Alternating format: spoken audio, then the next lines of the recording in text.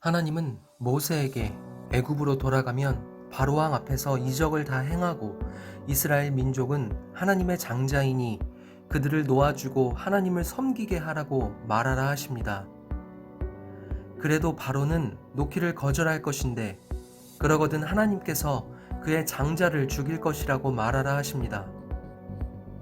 초강대국 애굽의 왕에게 400년 동안 그들의 재산이자 소유였었던 그 노예들을 풀어달라 요구하고 그렇지 않으면 왕의 맏아들이 죽을 것이라고 그들의 노예였던 히브리 민족의 아무것도 아닌 한 사람이 그 말을 해야 하는 입장인 것입니다.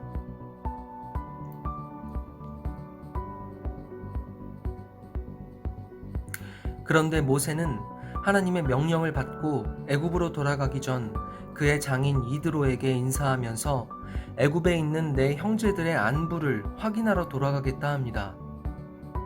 그리고 아내와 아들들을 나귀에 태우고 함께 애굽으로 출발하려 하는 것입니다.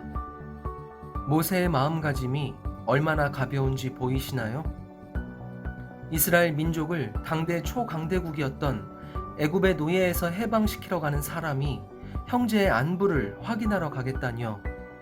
그리고 바로왕 앞에서 하나님께서 그 장자를 죽이겠다 말해야 하는 사람이 처자식과 함께 가겠다니요. 혹시라도 바로왕이 모세의 처자식을 볼모로 삼고 돌아가라 하면 어떻게 하려고요?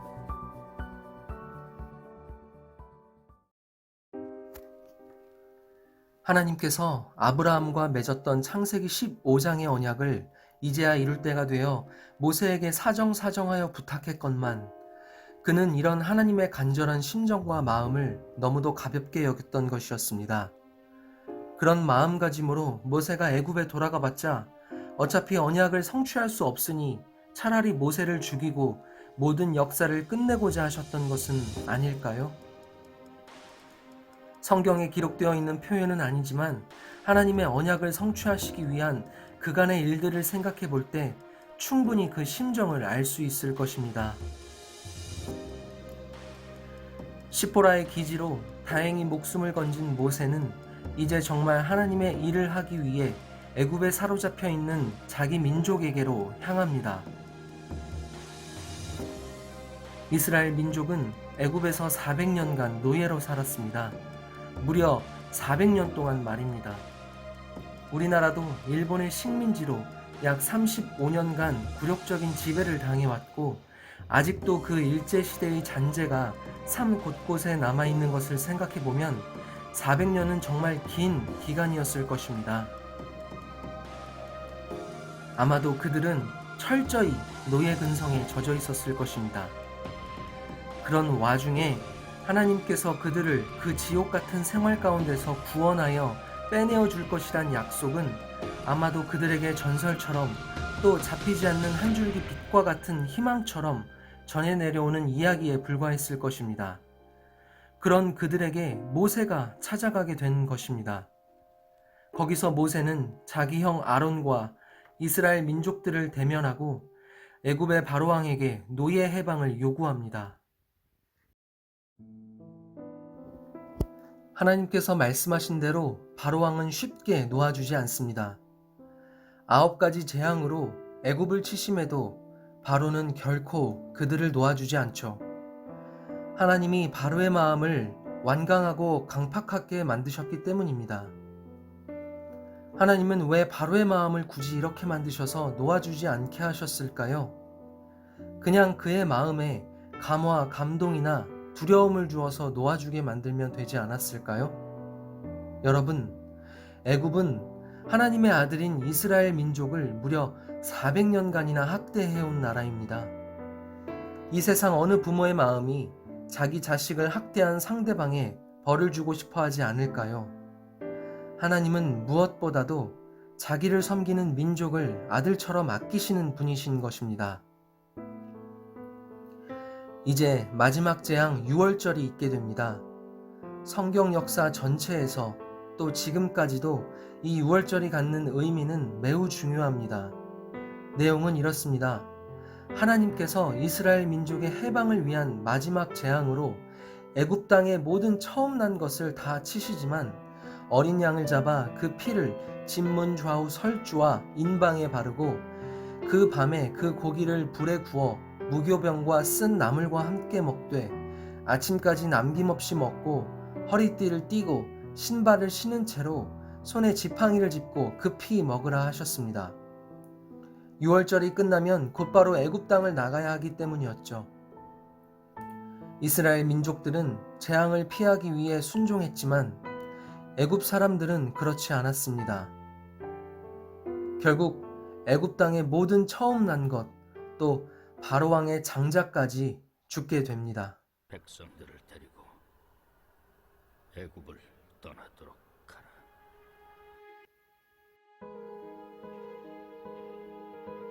그리고 이스라엘은 마침내 해방됩니다. 출애굽기 12장 40절에서와 같이 그들이 애굽에 거주한 지 430년 만이었습니다. 이제 그들은 애굽을 떠나 하나님이 약속하신 가나안 땅으로 출발합니다. 이스라엘의 광복절인 것입니다. 얼마나 기뻤을까요? 그런데 얼마 안가 맞닥뜨린 건 홍해바다였습니다. 한편 마음이 변한 바로가 특별 병거를 대동하여 이스라엘을 모두 죽이기로 뒤쫓아왔죠. 이스라엘은 동요하기 시작했습니다. 곧바로 불만을 토해내며 차라리 항복하고 다시 애굽으로 돌아가 그들을 섬기자 하며 자기들을 이끈 모세를 원망하기 시작합니다. 애굽에서 있었던 놀라운 10가지 재앙들을 직접 보고도 이런 말을 하다니요. 정말 뼛속까지 스며있는 그들의 노예 근성을 여기서 찾아볼 수 있습니다. 여러분이 잘 아시는 것처럼 하나님은 모세를 들어 바다를 가르게 하시고 이스라엘 모든 사람들이 무사히 건너게 하십니다.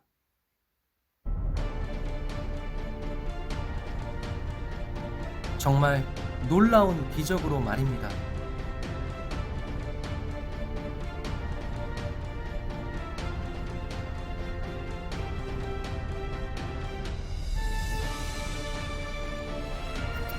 그리고 그들을 쫓는 애굽 군대를 모조리 바다에 수장시켜 버리십니다. 이스라엘 사람들은 눈으로 보고도 믿지 못할 갈라진 바다를 건너며 하나님의 위대하심과 그 능력을 직접 느꼈을 겁니다. 그리고 하나님은 자신의 살아있음과 능력을 보여주신 것입니다. 그런데 하나님께서 홍해를 가르면서까지 그들을 건너게 하신 데 대해 좀 더 깊은 이유를 찾아볼 수 있습니다. 그것은 바로 언약의 완전한 성취입니다. 이제 바다를 건넌 이스라엘 백성들이 다시는 애굽으로 돌아가지 못하도록 완전한 성취를 이루신 것입니다.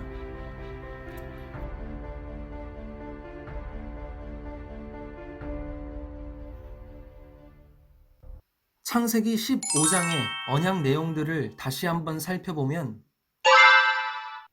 이방에서 객이 되어 구절은 창세기 50장까지 이루어진 내용이며 그들을 섬기겠고란 내용은 출애굽기 1, 2장의 애굽에서의 노예 생활로 이루어졌으며 400년 동안 내 자손을 괴롭게 하리니는 출애굽기 12장 40절의 430년의 내용에서 알 수 있듯이 그들이 손님으로서 대우받았던 기간이 30년,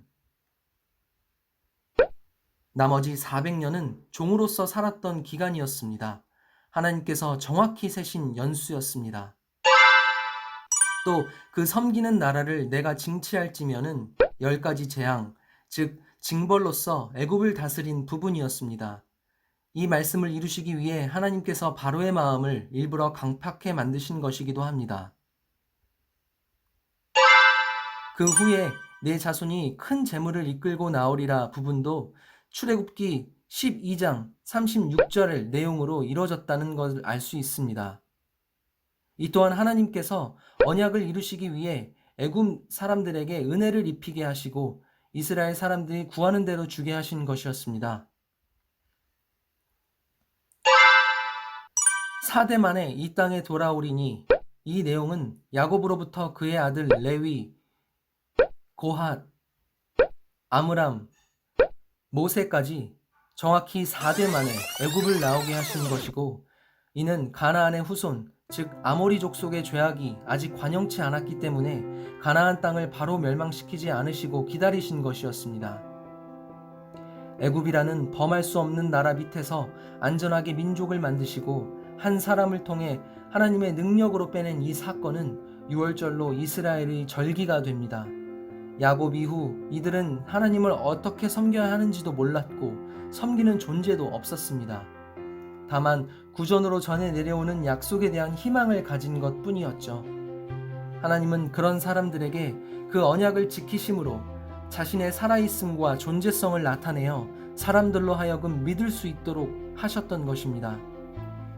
이렇게 하나님께서는 약속하신 내용 중 1.1획도 빼놓지 않으시고 모두 이루셨습니다.